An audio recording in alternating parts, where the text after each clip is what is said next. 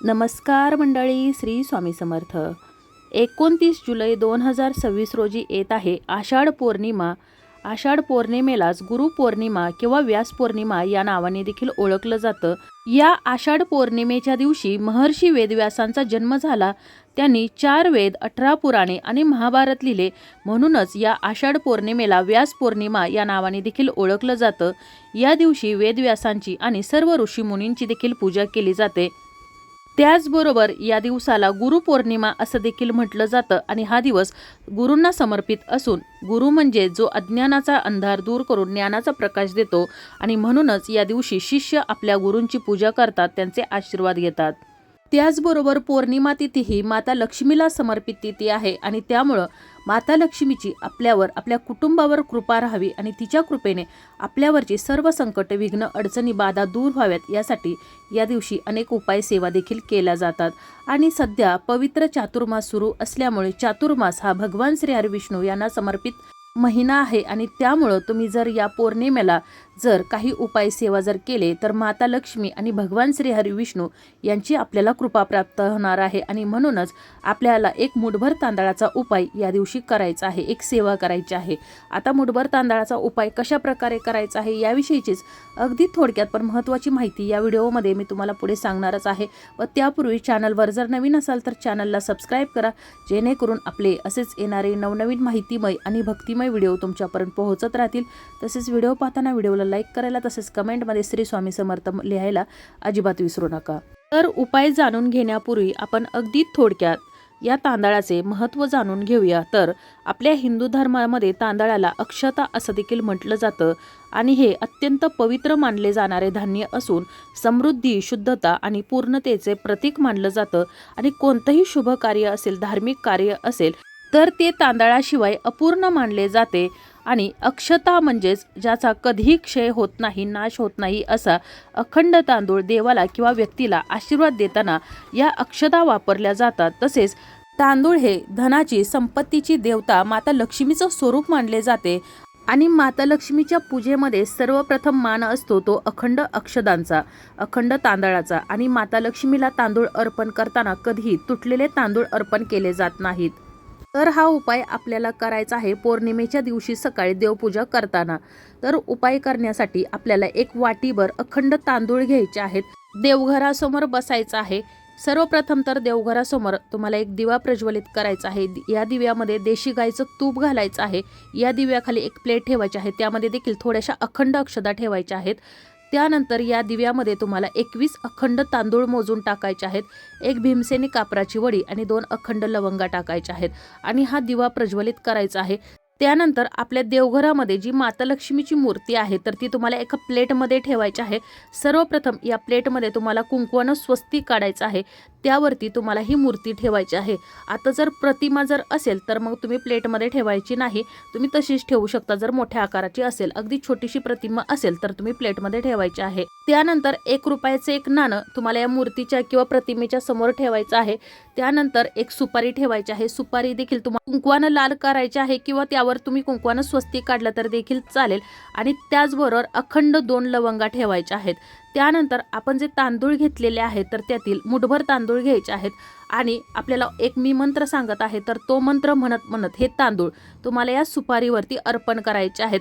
ज्या ठिकाणी आपण माता लक्ष्मीची मूर्ती ठेवलेली आहे या प्लेटमध्ये त्याच ठिकाणी त्याच्याच बाजूला तुम्हाला हे सुपारी, 1 रुपयाचं नाणं आणि लवंगा ठेवायचे आहे आणि त्यावरती 108 वेळा तुम्हाला हे तांदूळ, मुठभर तांदूळ घ्यायचे आहेत आणि हे अर्पण करायचे आहेत। या मुठभर तांदळातील 1 चिमूटभर तांदूळ घ्यायचे आहेत। ओम श्री महालक्ष्मी नमः असं म्हणायचं आहे आणि आपण जी सुपारी ठेवलेली आहे तर त्यावरती तुम्हाला हे तांदूळ अर्पण करायचे आहेत। पुन्हा एकदा तुम्हाला 1 चिमूटभर तांदूळ घ्यायचे आहेत, त्यानंतर ओम श्री महालक्ष्मी नमः असा मंत्र म्हणायचा आहे आणि हे तांदूळ तुम्हाला या माता लक्ष्मीच्या समोर जे 1 रुपयाचं नाणं, सुपारी ठेवलेले आहे, लवंगा ठेवलेले आहे त्यावर अर्पण करायचं आहे। 108 वेळा तुम्हाला हे तांदूळ अर्पण करायचे आहेत। त्यानंतर तुम्हाला या तांदळाची पूजा करायची आहे, म्हणजेच त्या तांदळाला हळदी कुंकू व्हायचे आहेत। एक जास्वंदीचं फूल किंवा गुलाबाचं फूल तुम्हाला त्या ठिकाणी अर्पण करायचं आहे, धूपदीप दाखवायचा आहे। त्यानंतर आपण जे वाटीमध्ये तांदूळ ठेवलेले आहेत तर त्यातील थोडेसे तांदूळ घ्यायचे आहेत, 1 चिमूटभर घेतले तर देखील चालतील आणि ते हळदीनं तुम्हाला पिवळे करायचे आहेत आणि एका वाटीमध्ये हे तांदूळ ठेवून आपल्या घराचा जो मुख्य प्रवेशद्वार आहे तर त्यावरती नेऊन ठेवायचे आहेत। अगोदर तुम्हाला हा उंबरठा स्वच्छ पुसून घ्यायचा आहे। शक्य असेल तर त्यावरती हळदीनं लेपन करायचं आहे आणि त्यावरती तुम्हाला हे तांदूळ ठेवायचे आहेत, कारण तांदूळ हे शुद्ध आहेत आणि त्यामुळे घरामध्ये नकारात्मक ऊर्जा प्रवेश करत नाही। आणि दररोज जरी शक्य झालं तरी तुम्ही हा उपाय करू शकता, ज्यामुळे घरामध्ये तुमच्या निगेटिव्हिटी नकारात्मकता येणार नाही। आणि जर दररोज शक्य झालं नाही तर अमावस्या, पौर्णिमा, शनिवार किंवा कोणत्या विशिष्ट तिथी असतात तर त्यावेळेला तुम्हाला तुमच्या घराच्या मुख्य दरवाजाच्या उंबरठ्यावरती अशा प्रकारे हळदीनं पिवळे केलेले तांदूळ ठेवायचे आहेत आणि दुसऱ्या दिवशी हे तांदूळ पक्ष्यांना खाऊ घालायचे आहेत।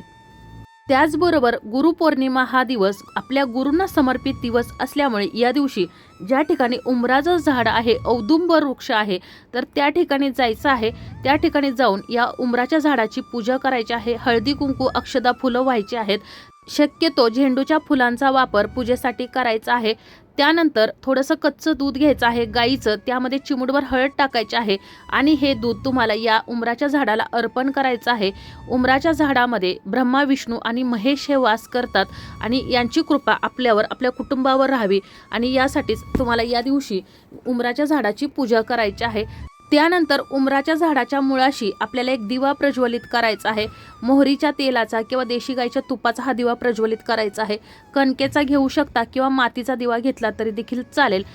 हळदीनं पिवळ्या केलेल्या एक मुठभर अक्षदा घ्यायच्या आहेत आणि एक पिवळ्या रंगाचं कापड घ्यायचं आहे किंवा रुमाल घेऊ शकता आणि त्यामध्ये तुम्हाला या अक्षदा बांधायच्या आहेत।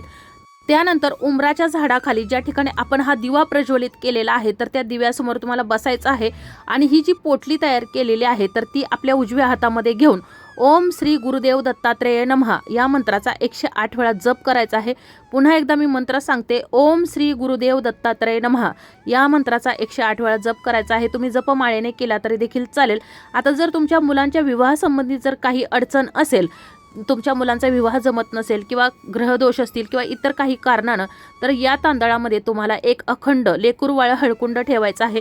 मुलांच्या विवाहासंबंधित जर काही अडचण नसेल तर मग तुम्हाला फक्त अखंड तांदूळच घ्यायचे आहेत आणि त्यानंतर ही जी पोटली आहे तर ती घेऊन तुम्हाला या उंबराच्या झाडाला 7 प्रदक्षिणा घालायच्या आहेत आणि त्यानंतर पुन्हा येऊन आपण ज्या ठिकाणी हा दिवा प्रज्वलित केलेला आहे तर त्या ठिकाणी ही जी तांदळाची पोटली आहे तर ती ठेवायची आहे, अर्पण करायची आहे। जर तुम्हाला झाडाची जर फांदीला बांधणं शक्य होत असेल तर तुम्हाला एखाद्या झाडाच्या फांदीला ही जी पोटली आहे तर ती बांधायची आहे। या पोटलीवर तुमची जी काही इच्छा आहे, मनोकामना आहे, जी काही अडचण आहे, कितीही मोठं संकट विघ्न असेल तर ते तुम्हाला या पोटलीवर सांगायचं आहे आणि तुम्हाला ही पोटली त्या ठिकाणी अर्पण करायची आहे। 5 पौर्णिमा किंवा 5 गुरुवार तुम्हाला हा उपाय करायचा आहे। जर तुम्हाला गुरुवारी शक्य होत असेल तर तुम्ही गुरुवारी करायचा आहे किंवा तुम्ही कोणत्याही 5 पौर्णिमा तुम्ही हा उपाय करू शकता। त्यानंतर संध्याकाळी 3 सांजेच्या वेळेला तुळशीजवळ तुम्हाला एक दिवा प्रज्वलित करायचा आहे। या दिव्यामध्ये देखील 21 अखंड अक्षदा मोजून टाकायच्या आहेत। भीमसेनी कापराच्या 2 वड्या आणि अखंड लवंगा या दिव्यामध्ये टाकायच्या आहेत। या दिव्याखाली देखील थोड्याशा अखंड अक्षदा ठेवायच्या आहेत आणि तुळशी माता ही माता लक्ष्मीचं स्वरूप आहे आणि पौर्णिमा तिथी ही माता लक्ष्मीला समर्पित तिथी असल्यामुळे तुम्हाला तुळशी मातेला देखील आपल्या कुटुंबावरील सर्व संकट, विघ्न, अडचणी, बाधा, दुःख, दारिद्र्य दूर करण्यासाठी प्रार्थना करायची आहे। 3 सांजेला तुळशीची पूजा झाल्यानंतर पुन्हा एक मुठभर तांदूळ घ्यायचे आहेत। हे तांदूळ हळदीनं पिवळे करून घ्यायचे आहेत आणि त्यानंतर 4 वाट्या घ्यायच्या आहेत। या प्रत्येक वाटीमध्ये यातील थोडे थोडे तांदूळ ठेवायचे आहेत आणि घराची 4 कोपरे आहेत तर त्या घरांच्या 4 कोपऱ्यांमध्ये तुम्हाला हे तांदूळ ठेवायचे आहेत आणि दुसऱ्या दिवशी सकाळी तुम्हाला हे जे तांदूळ आहेत तर ते उचलून पक्ष्यांना खाऊ घालायचे आहेत किंवा तुम्ही तुळशी सोडून इतर कोणत्याही झाडाच्या मुळाशी हे तांदूळ अर्पण करू शकता किंवा पिंपळाच्या झाडाखाली नेऊन ठेवले तरी देखील चालतील। यामुळे घरातील भांडणं, नकारात्मक ऊर्जा, नजर दोष किंवा वास्तु दोष आहे तर तो दूर होण्यास मदत होते आणि अशाच प्रकारचे तांदूळ तुम्ही दर शनिवारी, अमावस्येला, पौर्णिमेला किंवा कोणत्याही विशिष्ट तिथीला किंवा गुरुवारी जरी ठेवले तरी देखील चालेल।